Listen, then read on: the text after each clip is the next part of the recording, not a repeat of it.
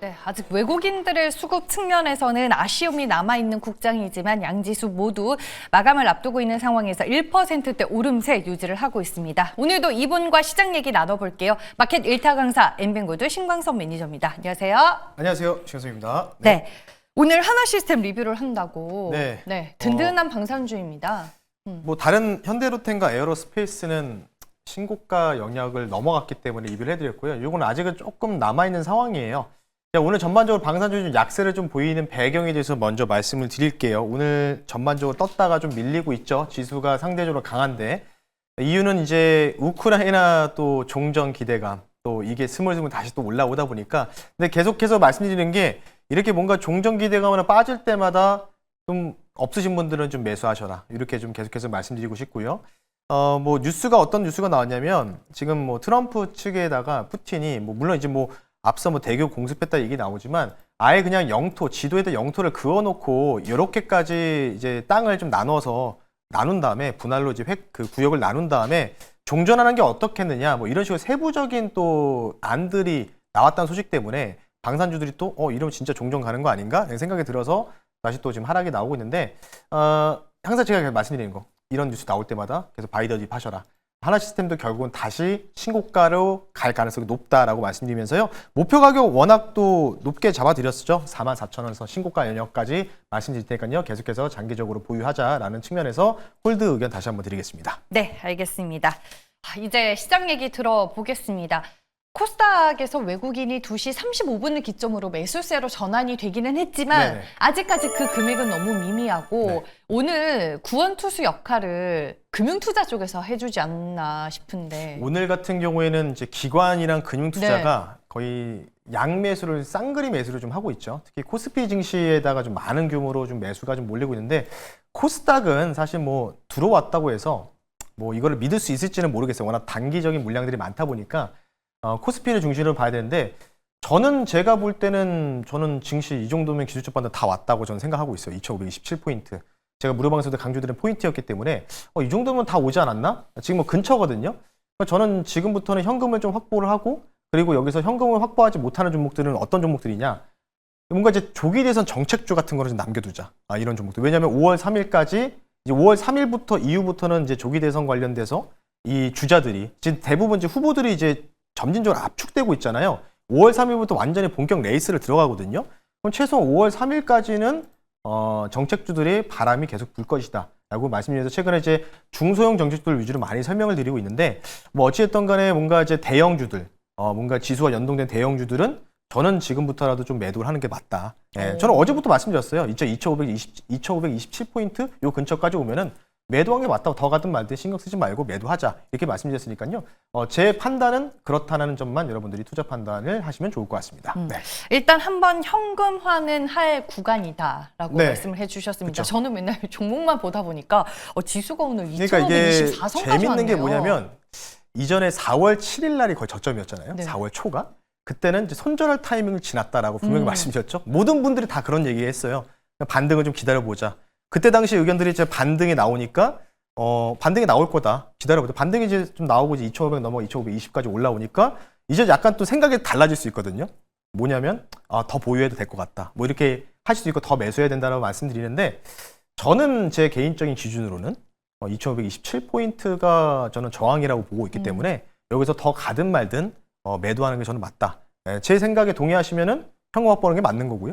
그렇지 않으면은 더 사는 전략도 뭐 여러분들의 의견도 맞을 거다. 이렇게 좀 말씀드리겠습니다. 네, 우리 일타 강사님의 의견은 이렇다. 여러분들 참고하시길 바라겠고요. 이제 우리가 시장에서 뭘 봐야 할지 준비해 오신 자료 보면서 하나씩 짚어볼게요. 네, 어쨌든 이제 지수 연동된 그런 대형주들은 제가 매도 의견을 좀 드린다고 했죠. 네. 근데 이제 조기 대선 정책주들은 그나마 꿈과 희망이 살아 있다고 해서 어제부터 네. 대놓고 민주당 AI 펀드부터 해서 4월 28일도 공개되니까요. 그러니까 먹거리가 있다는 게 얼마나 중요한 겁니까? 이게 누구를 지지하는 여부가 아니고. 그래서 오늘 또 내용들은요, 당연히 이쪽을 좀 준비할 수밖에 없었습니다. 오늘 아침에 이제 그 민주당에서 한국 제조 강화 5개년 계획을 발표했는데 여기서 특징적인 게요. 가운데 보시면 조선, 철강, 방산입니다. 원래 이전 같은 경우에는 뭐 반도체 얘기 들어가고 뭐 배터리 들어가고 2, 3년 만에 많은 게 바뀌었죠. 지금 보시면. 이전 대선 전에는 약간 반도체라든지 뭐 소부장 이런 거 나왔는데 지금은 분위기가 완전히 달라졌죠. 조선, 철강, 방산. 어찌 보면은 방산을 제외한 조선, 철강은 시크니컬 업종이잖아요. 경기 민감주잖아요. 예. 근데 이쪽을 이제 많이 투자를 해야 된다. 그래서 이쪽에를 지금 첨단 전략 산업으로 육성을 하자. 예산이나 이제 이런 부분들. 그리고 이거 부분들을 이제 중국 제조 2025를 대응하기 위해서 민주당 측에서 이렇게 좀 진행해야 된다라고 밝혔는데 어쨌든 이제 뭐 6월 달에 누가 될지 모르겠으나 만약에 민주당에서 민 후보가 된다면 대선 후보가 된다면 조선철강 방산이 주도 섹터가 될 수밖에 없는 거겠죠. 그런 부분들을 좀 참고하시면 좋을 것 같고요. 거기다가 좀 추가적인 내용들을 좀 덧붙이면 조선 얘기를 오늘 간단하게 좀 해볼까 합니다. 조선 얘기 5월 1일 날 이벤트가 있습니다. 미국 조선 강화 법안 관련된 컨퍼런스가 진행 예정입니다. 여기에는 마크 켈리 상원의원과 토드 영 상원의원 등 쉽게 얘기해서 이 상원 중에서 이 두 분이 굉장히 입김이 강한 인물들입니다. 그래서 이 사람들이 이제 어떤 식으로 얘기하느냐에 따라서 또 이제 조선 강화법, 미국 조선 강화법 관련된 법안에 대해서 추가적으로 또 뭐 어떤 영향을 또 끼칠 수 있을지. 그래서 저는 5월 1일까지 또 모멘텀이 또 조선 쪽은 남아있다. 이렇게 좀 말씀을 드릴 테니까요. 네. 그 부분은 좀 참고하시면 좋을 것 같고요. 그래서 오늘 1타 강사의 결론은 이렇게 한번 말씀드려보겠습니다. 자, 오늘 공시가 하나 뜬 거를 좀 가지고 나왔어요. 어떤 공시냐면 모 회사, 오늘 소개할 그 기업에 대해서 1타 강사 종목인데 JP 모건이 지분 공시를 한 기업입니다. 지분 매수하겠다는 거예요? 매수를 했죠. 4월 16일, 17일 날 매수했다고. 네. 그러니까 통상 이제 보유 비중이 5%가 넘어가면 의무 공시를 해야 되기 때문에 JP 모건에서 공시를 했다는 내용이 있기 때문에 보면은 이제 목적이 단순 투자라고 돼 있죠.